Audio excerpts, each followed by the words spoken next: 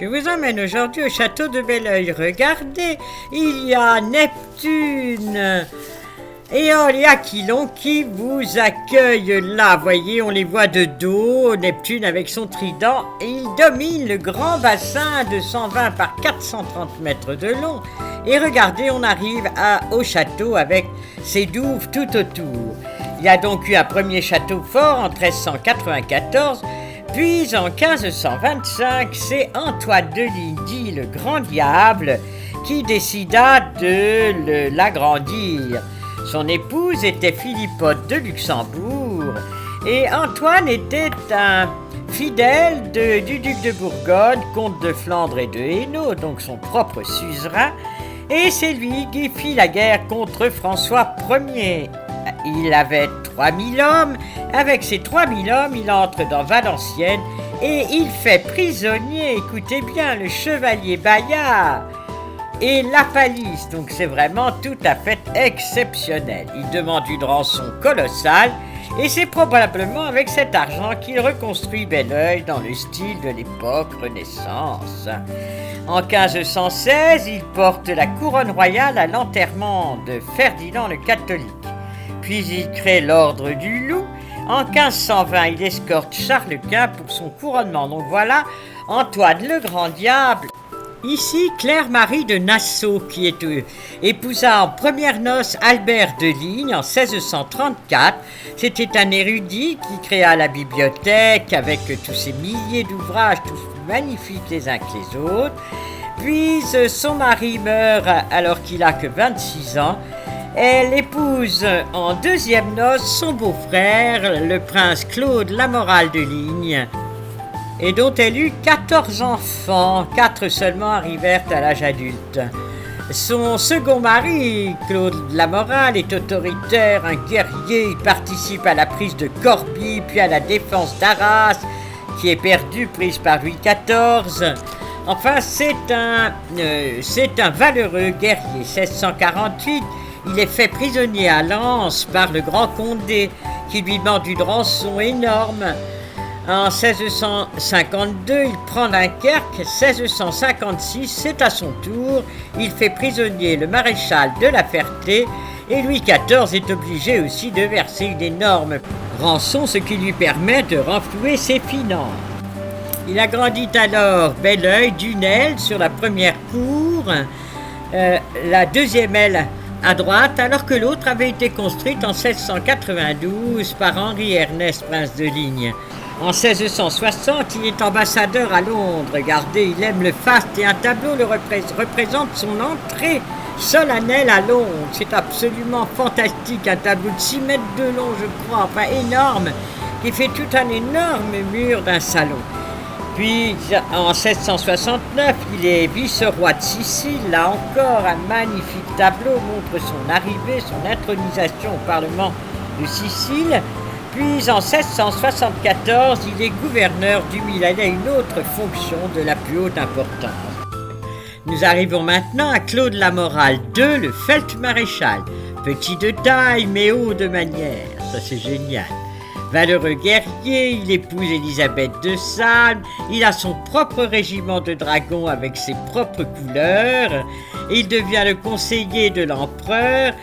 Pas de chance, en 1746, il est prisonnier du maréchal de Saxe et doit payer une rançon. Encore une fois, il perd beaucoup d'argent, mais qu'importe, il paye et en 1751, il est nommé Feldmaréchal.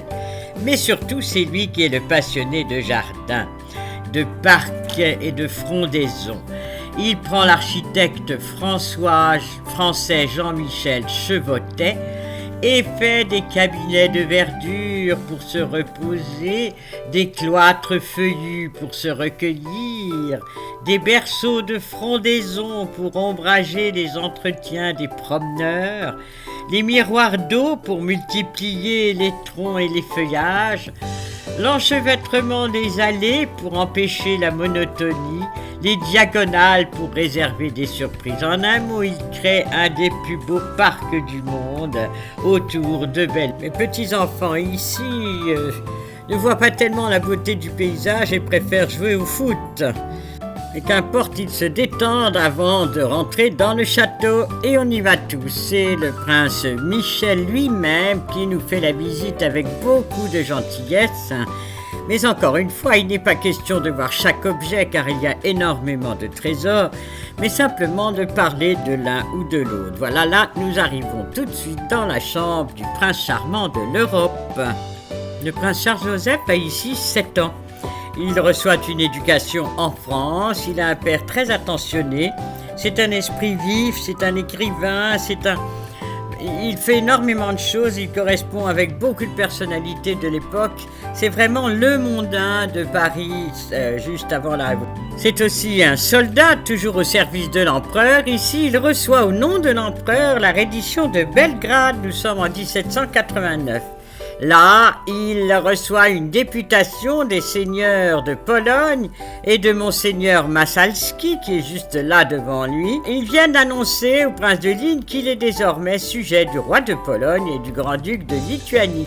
Nous sommes en 1782. Là, c'est une tabatière où l'on voit le prince de Ligne et la reine Marie-Antoinette jouer la comédie Le déserteur de Sedaine. Nous sommes en 1769. Puis, c'est un pastel de Françoise de Liechtenstein, qui est l'épouse du prince Charles-Joseph, et qu'il épousa en 1755. Puis voilà un souvenir, je trouve un des objets les plus amusants de tout le château. Il s'agit des traîneaux qui ont été utilisés par le prince Charles-Joseph lorsqu'il accompagna la grande Catherine entre Moscou et la Crimée. Imaginez le voyage en traîneau, ce que ça a dû donner. C'était en 1786. Il correspondait avec elle, alors a-t-il été son amant? Ça, on n'en sait pas trop rien, mais probablement. Pollution. Il correspondit avec Voltaire, Rousseau, tous les encyclopédistes, enfin toutes les personnalités de l'époque. C'était vraiment un prince charmant de l'Europe. Lorsque Napoléon prit Belleuil et Tournai et confisqua tous ses biens, il partit à Vienne. Mais quand Napoléon restitua ses biens, il refusa d'y revenir et préféra rester à Vienne. Il habitait la maison voisine de celle de Beethoven. Forces déclinèrent, il avait 80 ans, et il disait avec humour: le congrès de Vienne ajoutera bientôt à ses divertissements l'enterrement d'un feld-maréchal. Cet enterrement fut absolument grandiose. Empereur, tsar de Russie, roi de partout. Enfin, jamais un enterrement n'avait réuni autant de personnalités. Voilà ici ce fameux cavalier noir qui suivit le cercueil. Passons dans le grand couloir et voilà la toile qui représente la bataille de Lépante, 1571, la victoire des Espagnols sur les Turcs. Puis regardez la série de bustes, dont celui d'Anna Murat, Anna de Noailles, ensuite, sœur du Achille qui vint en Mingrélie. Et là, il s'agit de Geste de Ligne, président du Sénat par Guillaume Geffs. Bien d'autres trésors dans cette galerie. Et nous arrivons dans la salle des portraits, avec ici le premier roi des Belges, Léopold de Saxe-Cobourg. Ici, une princesse de Ligne née Lubomirska. Le prince de Ligne qui explique à mes 5 petits-enfants toutes les petites histoires de la famille. C'était absolument passionnant. Derrière Winterhalter avec l'impératrice Eugénie, Anna Murat, sœur d'Achille, toujours par Winterhalter. Grand malheur arrive le 14 décembre 1900. Un incendie ravage la maison, mais heureusement, les meubles sont sortis ainsi que les 20 000 livres de la bibliothèque. L'architecte Ernest Sanson surélève une partie d'un étage, mais garde bien l'esprit du lieu avec les 4 tours et les douves. Louis, le 9e prince de Ligne, reconstruit tout l'ensemble, mais il n'a qu'une fille, et donc c'est son frère Ernest qui devient le 10e prince de Ligne. Il succède à son frère. Il a épousé Diane de Cossé-Brissac et ensemble ils ont 9 enfants, dont ma grand-mère. Donc voilà la photo des deux avec leurs 9 enfants.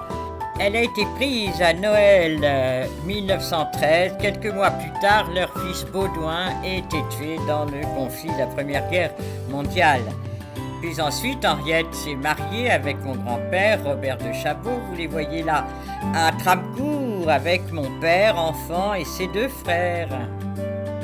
Son fils Eugène II devient le 11e prince de ligne. Il est diplomate, il va à Washington, à Paris. Il épouse Philippine de Noailles, avec laquelle ils ont 4 enfants. Pendant la guerre 40 et ce conflit terrible, ils organisent rue Montoyer à Bruxelles, dans leur hôtel particulier, un foyer, Léopold III, un restaurant économique, le siège de la Croix-Rouge. Ils se défoncent pour aider les plus pauvres. À Belleuil, c'est un home pour enfants et un hôpital de 100 lits. Mais là encore, ils ont sauvé énormément d'enfants juifs en prenant d'énormes risques. Un courage tout à fait extraordinaire. Et maintenant, ils sont tous les 2 juste parmi les nations sur le mur de Yad Vashem. Ils l'ont vraiment bien mérité. Il fut ambassadeur en Suède, ensuite à New Delhi, à Madrid et ensuite au Vatican. Moi, je l'ai bien connu, il arrivait nous voir de temps en temps avec sa Rolls-Royce, et pendant que les parents étaient dans le salon, le chauffeur nous emmenait acheter des bonbons dans le village voisin. Simplement, une fois, le chauffeur s'est perdu et on a mis 2 heures avant de retrouver la maison. Voilà le souvenir que j'ai de ce fameux oncle Eugène qui avait des yeux extraordinaires, un regard tout à fait plein de bonté, vraiment un homme qu'on n'oublie pas. Son fils ensuite, Antoine, devient le 13e prince de ligne.